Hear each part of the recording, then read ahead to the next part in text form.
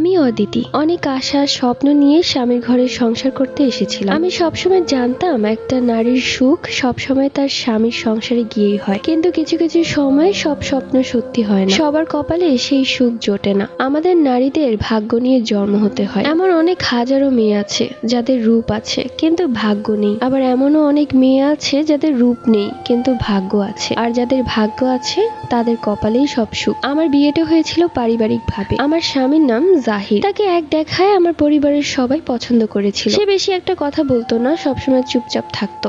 আমার পরিবার ভাবতো যে সে খুব ভদ্র, আর এরকম চুপচাপ ভদ্র ছেলের কাছে কেই বা না চাইবে তার মেয়েকে দিতে। আমার মা বাবা ভাবতো যে ছেলেটা এত ভদ্র এত চুপচাপ, আমার মেয়েকে কখনো বকা দিবে না, সবসময় আদরে রাখবে। কিন্তু তার হলো কোথায়? সেই চুপচাপ ভদ্রতার পেছনে যে কত বড় শয়তান লুকিয়ে আছে সেটা আমি বিয়ের পর টের পেয়েছিলাম। আমার পরিবার ছিল মধ্যবিত্ত, আর তার পরিবারও ছিল মধ্যবিত্ত। আমার বাবা সবসময় চাইতেন আমরা যেমন মধ্যবিত্ত তেমনি মধ্যবিত্ত কোনো এক পরিবারের কাছে আমাকে বিয়ে দিবে, তাহলে হয়তো কথা শুনতে হবে না, একটা ভালোবাসা থাকবে। আমার বাবা তার সামর্থ্য অনুযায়ী পুরো ঘর সাজিয়ে দিয়েছে। আমি আমার বেডরুমে বসে আছি, এই ঘরের সম্পূর্ণ ফার্নিচার আমার বাবা দিয়েছে, সবগুলোই নতুন। এমনকি জাহিরকে ক্যাশ 5 লাখ টাকা দিয়েছে। অবশ্য টাকাটা তিলে তিলে আমার বাবা জমিয়েছিল আমার বিয়ের জন্য, যাতে কখনো আমার শ্বশুরবাড়ির মানুষ বলতে না পারে আমার বাবা আমাকে খালি হাতে বিদায় করেছে। জাহিরের একটা ফার্মেসির দোকান ছিল। দোকানটা অত বেশি একটা বড় না, ছোটই। বাসর ঘরে বসে আছি, মনে অনেক আশা অনেক স্বপ্ন। এই পরিবারের সবাইকে ভালোবাসবো, সবাইকে আপন করে নিব, আর সবার থেকে আমিও সেই ভালোবাসা আদায় করে নিব। কিছুক্ষণ পর দরজা খুলে ভেতরে কেউ প্রবেশ করে। আমি ভেবেছিলাম আমার স্বামী, কিন্তু দরজা খুলে প্রবেশ করেছিল আমার শাশুড়ি। দৌড়ে আমার কাছে এসে বললে, দেখি কি এনেছো বাবার বাড়ি থেকে? গলার ওই চেনটা কি স্বর্ণের নাকি ইমিটেশন? আর কানের দুলগুলো এরকম কালো হয়ে গেছে কেন? এগুলো কি ইমিটেশন? আমি প্রথমত তার কথায় কিছুটা অবাক হয়েছিলাম। এগুলো কি বলছে? কেননা আমার বাবার তাদের সাথে এমন কোনো কথা হয়নি যে আমাকে স্বর্ণ পরিয়ে সাজিয়ে দিতে হবে। তাই আমি স্বর্ণ পরি বা ইমিটেশন পরি, এতে আমার শাশুড়ি মায়ের কোনো কিছুই যাওয়া আসার কথা, কিন্তু সে এগুলো কেন বলছে আমি ঠিক বুঝতে পারছি না। আসলে আমার গলার চেনটা ছিল আমার মায়ের, এটা ছিল স্বর্ণের, বাকি কানের দুল হার সবকিছুই ছিল নকল। কিন্তু আমি আমার শাশুড়ি মাকে বললাম সবকিছুই নকল। আমার শাশুড়ি মায়ের তখন রূপ পাল্টে গেল। সে যখন বিয়ের পর আমাকে মামা বলে কথা বলছিল, এখন তার ব্যবহার মুহূর্তেই পাল্টে গেল। কি বললে? তার মানে এগুলো সব নকল? তোমার বাবা মা তাহলে তোমাকে খালি হাতেই বাড়িতে পাঠিয়েছে? খালি হাতে পাঠাবে কেন? আপনাদের যা যা দেওয়ার কথা ছিল সবটাই তো দিয়েছে। তোমার সাহস তো কম না? তুমি আমার মুখে মুখে তর্ক করছো, তাও আবার বিয়ের দিন রাতেই। কাল সকালেই তোমার বাবাকে ফোন করে বলবে তোমার গলার হার, কানের দুল এবং হাতের যেন দুটো বালা দিয়ে পাঠায়। কেন? আমার বাবা কেন এগুলো পাঠাবে?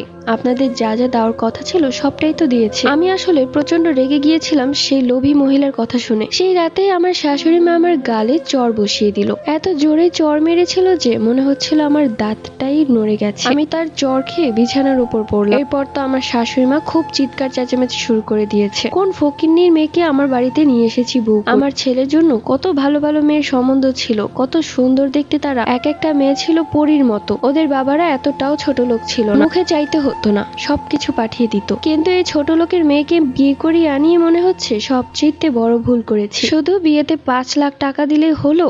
কি সব ফার্নিচার দিয়েছে, একটু রং ভালো না, দেখে মনে হচ্ছে এখনই গলে পড়ছে। ছি, কোন নিচু জাতের মেয়েকে আমার বাড়িতে বউ করে এনেছে। এরই মধ্যে তার চিৎকার চেঁচামেচিতে বাড়িতে থাকা সব মানুষ জড়ো হয়ে গেছে। আমি তখন বিছানায় বসে গালে হাত দিয়ে কাঁদছি। সত্যি তো আমার বাবা কোন ছোট লোকের কাছে আমাকে বিয়ে দিয়েছে। এত কিছু দেওয়ার পরেও তাদের এত চাওয়া পাওয়া, এত লোভী তারা। ইচ্ছে করছে বাবাকে এখনই ফোন করে বলি আমাকে এখান থেকে নিয়ে যেতে। এই পরিবারে আমি আর এক মুহূর্ত থাকলে যে দম বন্ধ হয়ে মারাই যাব। কিন্তু মুহূর্তেই ভাবলাম যে আমার বাবা এই বিয়ের আয়োজন অনেক কষ্ট করে করেছে, কেননা তাদের চাওয়া পাওয়া দিতে দিতে আমার বাবার অনেক ধার দেনা হয়ে গেছে। তাই এখন যদি আমি বিয়ে ভেঙে বিয়ের রাতেই চলে যাই তাহলে আমার বাবার মান সম্মানটা কোথায় গিয়ে দাঁড়াবে? এদের তো কিছুই হবে না। 2 দিন পর ছেলেকে নিয়ে আরেকটা বিয়ে করাবে, সেখান থেকে আরো বেশি বেশি কিছু হাতিয়ে নিবে। আমি কিছুটা শক্ত হলাম, নিজের মনকে বোঝালাম। মনে মনে ভাবলাম এরা যাই করুক না কেন আমার পক্ষে আমার স্বামী আছে, আর আমার স্বামী থাকলেই চলবে, এদের কাউকে দরকার নেই। চিৎকার চেঁচামেচির এক পর্যায়ে জাহির ঘরে প্রবেশ করলো। জাহিরকে দেখেই জাহিরের মা কান্নায় ভেঙে পড়লেন। বাবু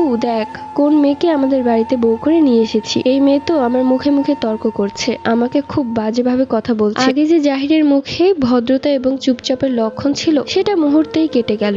ওকে দেখে মনে হলো যেন আমার সামনে অচেনা কেউ দাঁড়িয়ে আছে। চিৎকার করে বলতে লাগলো, কি বলেছিস আমার মাকে? তোর এত বড় সাহস, ফকিন্নি কোথাকার! এ বাড়িতে আসতে না আসতে রূপ দেখাচ্ছিস, একদম পিটিয়ে মেরে ফেলবো। জাহিরের কথা শুনে আমি এতটাই অবাক হয়েছিলাম যে মনে হচ্ছিল আমার মাথায় আকাশ ভেঙে পড়লো। এই কোন ছেলের হাতে আমার বাবা আমাকে তুলে দিয়েছে? এই ছেলের পরিবারটা এতটাই জঘন্য যে মুখে বলতেও পারছি না। আমিও এবার ঠিক করলাম আমি আর চুপ থাকবো না, কেননা একটা মানুষ তোমাকে তখনই কষ্ট দিবে যখন সে বুঝে যাবে তুমি নরম মনের মানুষ। তাই আমাকে প্রতিবাদ করতেই হবে। আমিও চিৎকার করে বললাম, এই ভালো মানসিকতার মুখগুলো আগে দেখালে কখনোই এই বাড়িতে বউ হয়ে আসতাম না। একটা মেয়ে অনেক আশা স্বপ্ন নিয়ে স্বামীর ঘরে সংসার করতে আসে, কিন্তু আপনাদের মতো কিছু লোভী আর ফালতু লোকের জন্য কিছু মেয়েরা সুখে শান্তিতে সংসার করতে পারে না। আপনাদের তো কোনো কথা ছিল না আমার বাবার সাথে যে আমাকে স্বর্ণ পরিয়ে এই বাড়িতে পাঠাতে হবে। আপনারা যা যা চেয়েছেন আমার বাবা তো সবকিছুই দিয়েছে। প্রথমে বলেছেন পুরো ঘর সাজিয়ে দিতে হবে,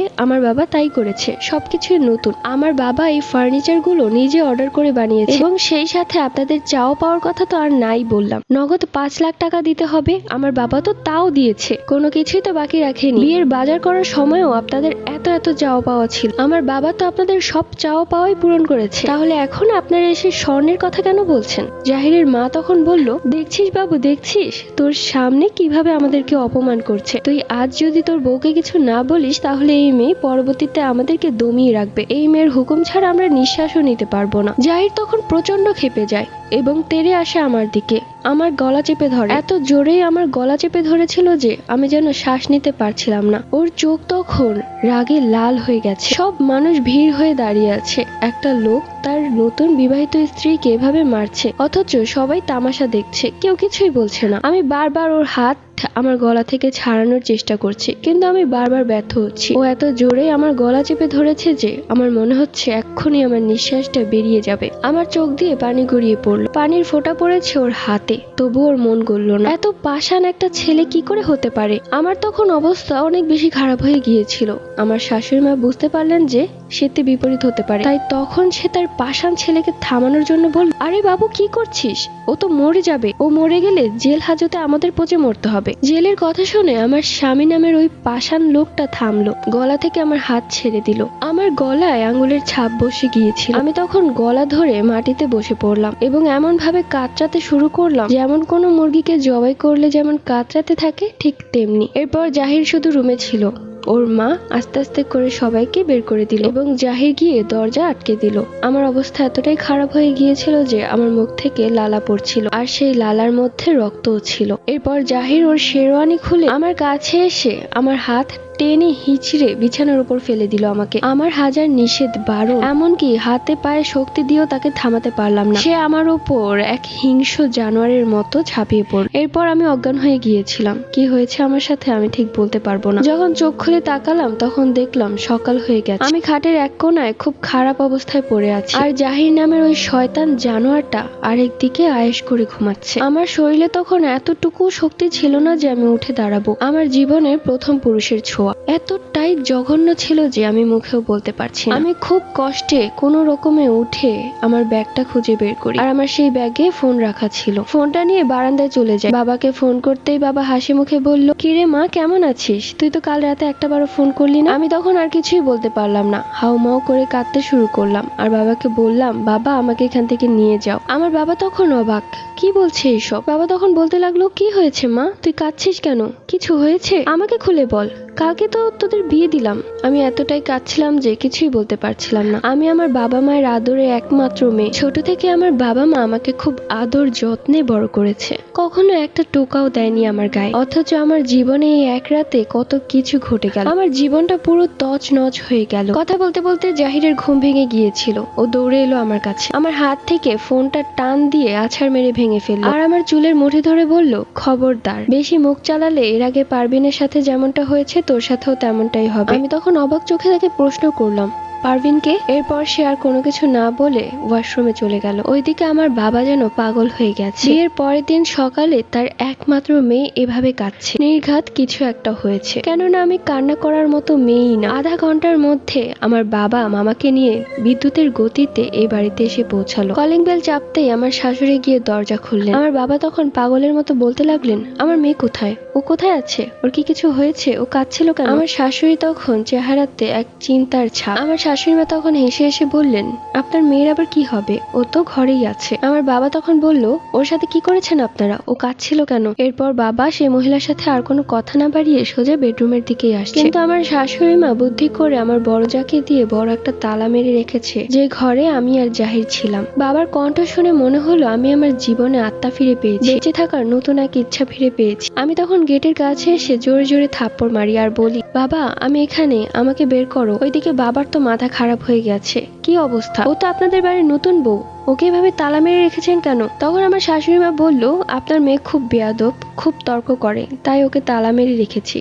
আর ভয়ের কিছু নেই, ভেতরে জাহিরও আছে। আমার বাবা বলল, কি অপরাধ করেছে যে ওকে তালা মেরে রাখবেন, আমার সাথে কথা বলতে দিচ্ছেন না কেন? আমি তখন চিৎকার করে বললাম, বাবা এরা আমাকে অনেক মেরেছে, আমাকে এখান থেকে বের করো। এত কিছু শুনে জাহির বের হয়ে এসেছে, কিন্তু আমার গায়ে যে হাত তুলবে নতুন করে সেই সাহস পাচ্ছে না, তাই সে বারান্দায় দাঁড়িয়ে সিগারেট খাচ্ছে। আমার বাবা আর মামা খুব ক্ষেপে যায় আর বলে, এখন এই দরজা খুলুন, নয়তো আমি পুলিশকে ফোন করছি। আমার শাশুড়ি মা এবং বাকি সবাই খুব ভয় পেয়ে যায়, সাথে সাথে আমার যা দরজা খুলে দেয়। দরজা খুলতে আমার বাবা দেখলো তার সাহসী মেয়েটা এক ভীতু পাখির মতো কাঁপছে, গলায় আঙ্গুলের ছাপ, চেহারাতে অনেক দাগ, রক্ত বের হচ্ছে। আমাকে এমন ভাবে মেরেছে আমি সোজা হয়ে দাঁড়াতেও পারছি না। আমার বাবা তখন আমাকে জড়িয়ে ধরে কেঁদে ফেললেন আর বললেন, মারে তোর এই অবস্থা কে করেছে? আমাকে যে আমার বাবা জড়িয়ে ধরেছে, আমি তখন আমার বাবার বুকের হার্টবিট শুনতে পাচ্ছিলাম। হার্টবিট তখন দুক দুক করে এত জোরে বাজছিল যে আমার কানে লাগছিল। আমি আর নিজেকে আটকে রাখতে পারলাম না, বাবাকে জড়িয়ে ধরে হাউমাউ করে কাঁদতে শুরু করলাম আর বললাম, বাবা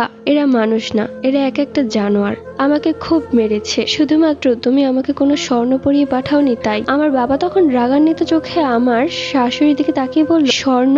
কিসের স্বর্ণ? আপনারা যা যা চেয়েছেন সবটাই তো দেওয়া হয়েছে। আমার মামা প্রচন্ড ক্ষেপে যায় আর আমার বাবাকে বলে, এদেরকে আপনি বলে আর সম্মান দিবেন না, সেই সম্মানের যোগ্য না এরা, একটু অপেক্ষা করুন, আমি এখনই পুলিশকে ফোন করছি। আমার বাবা তখন মামাকে আর থামালেন না, বাবার ভেতরে এতটাই রাগ বসে গিয়েছিল যে আমাকে অনেক জোরে শক্ত করে ধরে রেখেছিলেন, যেন আর কখনো আমার গায়ে কেউ হাত তুলতে না পারে। এরপর ভেতর থেকে সেই শয়তান জালিম জাহির বের হলো, হাতে ছিল সিগারেট।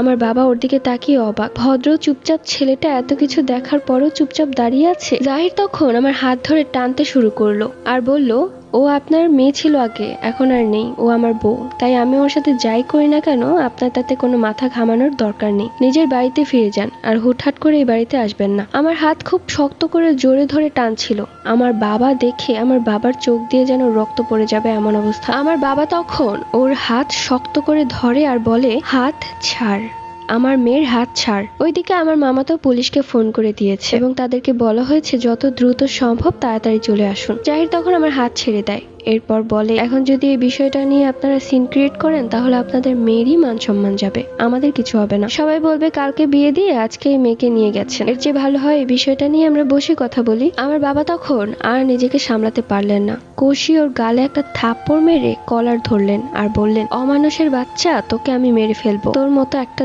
জানোয়ার ভণ্ডর কাছে আমি আমার মেয়েকে তুলে দিয়েছি, আমার নিজেরই ইচ্ছে করছে নিজে মরে যাই। জাহিরের মা তখন বলতে লাগলো, আপনি কি করছেন, আমার ছেলের কলার ছাড়ুন বলছি। তো এরই মধ্যে কথা কাটাকাটিতে পুলিশ সেখানে পৌঁছে যায়। এরপর আমার মামা বাবা সবকিছু তাদেরকে খুলে বলে, আমিও আমার জবানবন্দি দিই। সব শুনে পুলিশ বলল, এরা এভাবে নারী নির্যাতন করছে। আমি তখন বললাম, জাহের আমাকে রাগের মাথায় একটা কথা বলেছে, আমি বেশি বাড়াবাড়ি করলে নাকি আমার অবস্থাও পারভিনের মতো হবে। এই পারভিনটা কি? আমার শাশুড়ি মায়ের মুখে এক ভয়ের ছাপ। পুলিশ তখন লাঠি মেরে জিজ্ঞাসাবাদ শুরু করলো, কেউই মুখ খুললো না, কিন্তু আমার যা মুখ খুললো। তিনি বললেন, পারভিন জাহেরের আগের বউ। এটা শুনে আমার বাবা মামা তো অবাক, আগে বউ ছিল, এটাও আমাদেরকে আগে জানানো হয়নি।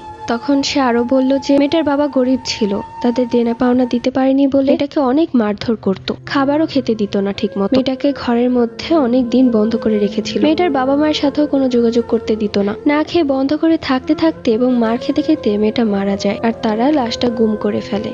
কেউ কিচ্ছু জানে না এই বিষয়ে। পুলিশ তখন বলে, এদেরকে ধরে তাড়াতাড়ি থানায় নিয়ে চলো, এদের তো মৃত্যুদণ্ড হবে। আমার বাবা তখন কপালে এক চুমু দিয়ে কাঁদতে কাঁদতে বলে, মা রে, যদি সম্ভব হয় আমাকে মাফ করে দিস, জানি আমাকে কখনো মাফ করতে পারবি না, আমি নিজেও পারবো না মাফ করতে। আমি নিজের হাতে আমার একমাত্র ফুলের মতো মেয়েটার জীবন ধ্বংস করে দিয়েছি। এরপর আমি বাবার সাথে বাসায় চলে আসি। বিষয়টা অনেক জানাজানি হয়ে গিয়েছিল। ওই ঘটনা থেকে বের হতে আমার 2 বছরের মতো সময় লেগেছিল। আমি পুরোপুরি ট্রমার মধ্যে ছিলাম। বাবা মা সবাইকে দেখলেই ভয় পেতাম। আলহামদুলিল্লাহ 2 বছর পর আমার মামাতো ভাইয়ের সাথে পারিবারিক ভাবে আমার বিয়ে হয়। আলহামদুলিল্লাহ এখন আমি অনেক সুখে শান্তিতে আছি। সেই ঘটনার 6 বছর কেটে গেছে। আমার এখন একটা ছেলে আছে। সবাই দোয়া করবে না আমার জন্য। সো কেমন লাগলো স্টোরিটা কমেন্ট করে জানিও। Bye bye.